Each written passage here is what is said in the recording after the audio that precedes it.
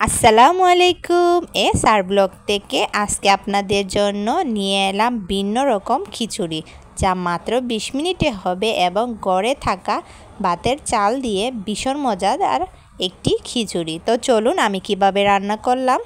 প্রথমে একটা কড়াইয়ের মধ্যে আমি নিয়ে নিব 1 কাপ ভাতের চাল এবং 3 ধরনের ডাল।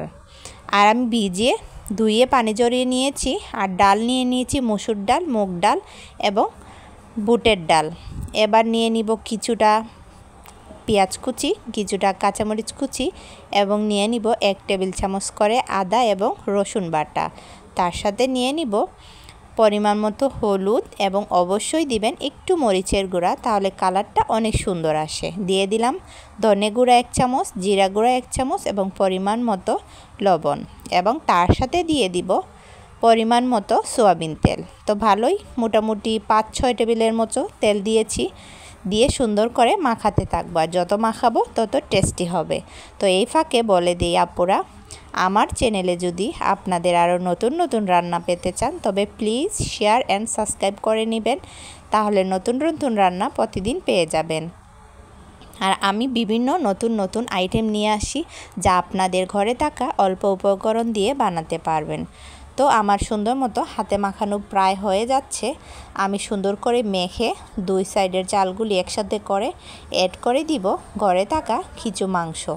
তো মাংসটা দিলে ভীষণ মজা হয়, আর যদি দিতে না চান এমনিতেও মাখিয়ে খুবই ভালো হয়। তো বসিয়ে দিলাম ইন্ডাকশানে। দিয়ে এখন হলো মূল রেসিপির প্রধান আকর্ষণ, যেটা এটাকে নেড়ে চেড়ে খুব কষাতে হবে। সাধারণত আমরা আলাদা করে আদা রসুন কষাই বা পেঁয়াজ লাল করি না বন্ধুরা, এরকম রান্না করে দেখবেন ভীষণ মজা হয়। চালে ডালে একাকার হয়ে যায়, আর এত সুঘ্রাণ আপনারা রান্না না করলে বুঝতেই পারবেন না।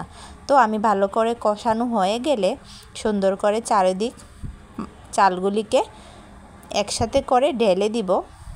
1 কাপ চাল আর 1 কাপ ডালের সাথে সর্বমোট 5 কাপ পানি দিয়ে দিব। যেহেতু এটা ভাতের চাল, একটু পানি বেশিই লাগবে।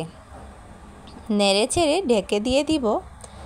বলক আসা পর্যন্ত অপেক্ষা করব। বলকই চলে এসেছে, পানিটাও শুকিয়ে যাচ্ছে। এবার আমি আগুনের তাপটা কমিয়ে চুলার মধ্যে রেখে দিব কমপক্ষে 15 মিনিট। 15 মিনিটেই আমার চালটা অনেক সুন্দর সিদ্ধ হয়ে ফুটেও যাবে এবং চালটা গলবেও না, আবার খুবই সুন্দর স্মুথ হবে। তো আমার চালটা হয়ে গেছে, পরিবেশন করে দেখালাম। আর দেখুন কি সুন্দর এবং লোভনীয় দেখতেও, যেরকম খেতেও কিন্তু সেই রকম হয়েছিল। তো ভালো লাগলে প্লিজ বৃষ্টির দিনে ফ্যামিলির সাথে শেয়ার করুন। ভালো থাকবেন।